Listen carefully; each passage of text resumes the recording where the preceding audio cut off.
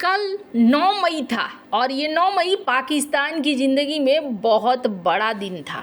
इस पर पाकिस्तान के सेना प्रमुख ने इमरान खान को लेकर क्या कहा है, जानेंगे क्या है मामला। तो वहीं दूसरी तरफ तालिबान ने भारत के सामने क्या शर्त रख दी है, क्या चाइना की तरह भारत भी करेगा। जियोपॉलिटिक्स में बहुत कुछ चल रहा है, हमेशा की तरह जानने को मिलेगा बहुत कुछ। आइए जानते हैं इन खबरों को विस्तार से। स्क्रीन पर कुछ तस्वीरें देख रहे हैं, ये तस्वीरें कब की है? पाकिस्तान में 9 मई को कुछ इस तरह के सीन देखने को मिले थे और इससे भी अलग भयानक सीन देखने को मिले थे। ऐसा लगा था कि ये देश में अराजकता का माहौल शुरू हो चुका है। स्क्रीन पर देख सकते हैं इमरान खान को गिरफ्तार करने के लिए बड़ी संख्या में बुलाए गए थे सेना के जवानों को।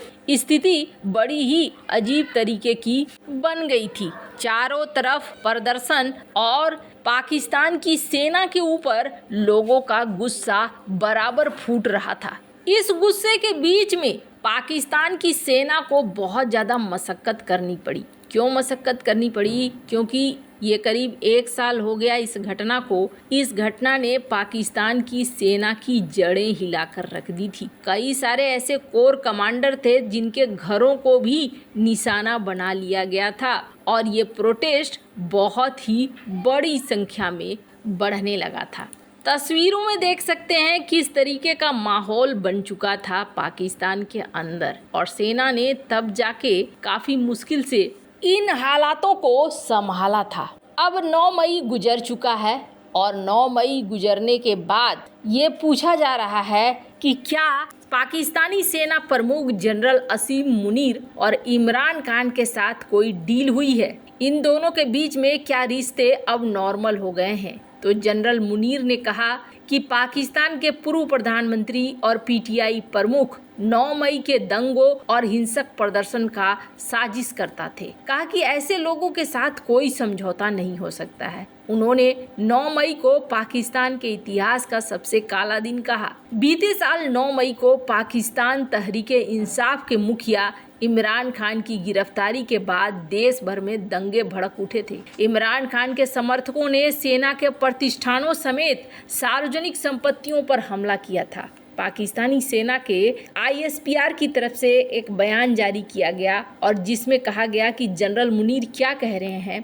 तो इन्होंने कहा कि बिना किसी संदेह के 9 मई पाकिस्तान के इतिहास में एक काला दिन रहेगा, जब जानबूझकर प्रेरित और चालबाज तरीके से उपद्रवियों ने देश और राष्ट्रीय एकता के प्रतीकों पर हमला किया, शहीदों के स्मारकों को अपमानित किया और इन विरोध प्रदर्शनों के साजिशकर्ता बेशर्मी के साथ एक कहानी रचकर घृणित कोशिश कर रहे हैं, देश को फंसाने की कोशिश कर रहे थे। उन्होंने आगे कहा कि यही मानसिकता है जिसकी वजह से हमारे इतिहास के काले अध्याय के साजिशकर्ताओं के साथ कोई भी समझौता नहीं किया जा सकता है। जनरल मुनीर ने इस बात को स्वीकार किया कि 9 मई के हिंसा के कारण पाकिस्तान का दुनिया भर में बदनामी हुई और देश के विरोधियों को उसका मजाक उड़ाने का मौका मिला था।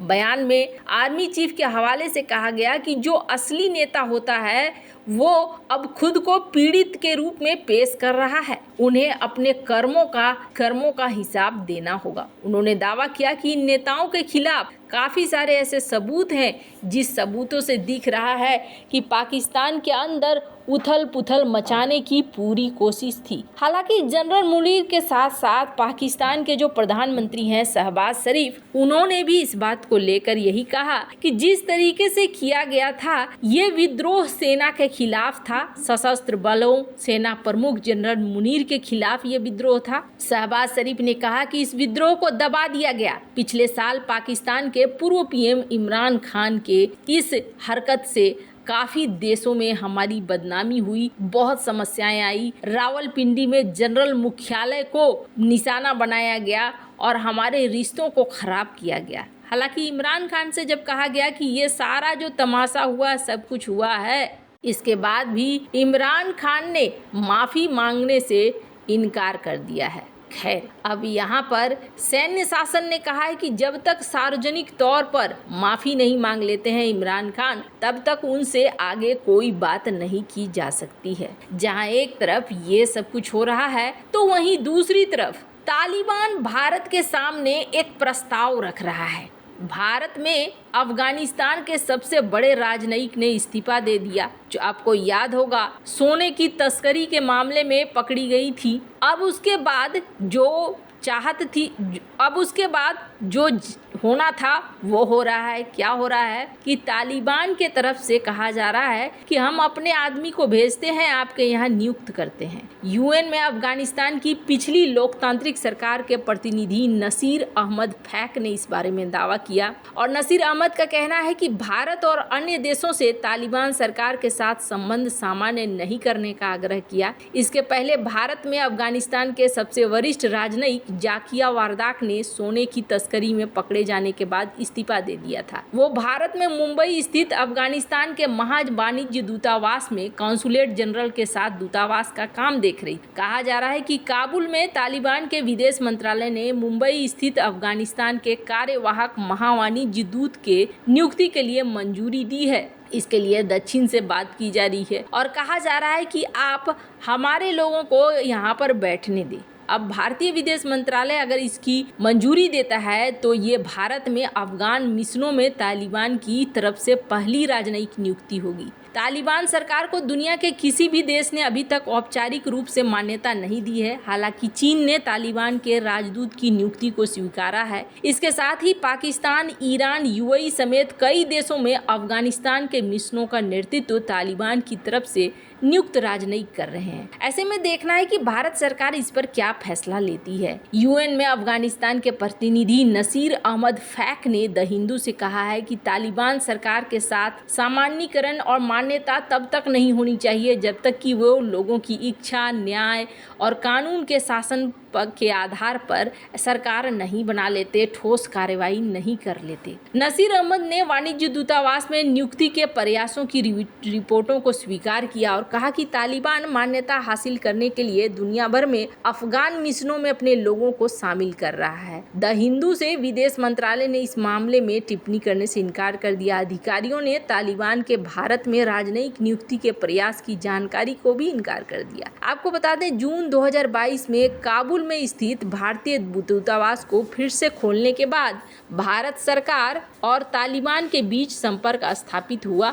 इसी साल मार्च में अफगानिस्तान, ईरान और पाकिस्तान के लिए विदेश मंत्रालय के संयुक्त सचिव जेपी सिंह ने अफगानिस्तान का दौरा भी किया, जहां उन्होंने तालिबान के कार्यवाहक विदेश मंत्री आमिर खान मुत्ताकी से मुलाकात की। इसके पिछले साल तालिबान ने भारतीय दूतावास में अपने प्रतिनिधि नियुक्त करने की कोशिश की थी। मई 2023 में तालिबान सरकार ने 4D अफेयर नियुक्त किया था, लेकिन नई दिल्ली के स्थानीय कर्मचारियों ने दूतावास के गेटों को बंद कर दिया और काबुल का पत्र लेकर आ रहे कादिर शाह के अंदर प्रवेश नहीं करने दिया। इसके कुछ महीनों बाद सितंबर 2023 में अफगानिस्तान के पिछले शासन से नियुक्त राजदूत फरीद मामजई ने भारत छोड़ने की घोषणा की। उन्होंने नई दिल्ली में तालिबान के प्रति नरमी बरतने का आरोप भी लगाया। खैर, जिस तरीके का माहौल बन रहा है, चाइना अपनी पहुंच अफगानिस्तान के अंदर बढ़ाता जा रहा है। ऐसे में भारत के पास भी ज़्यादा ऑप्शन नहीं बचे हैं। वैसे आपको क्या लगता है, इन सब मामले में आपकी क्या राय है? कमेंट कर जरूर बताएं। जल्द मिलते हैं अगले वीडियो में नई खबर के साथ।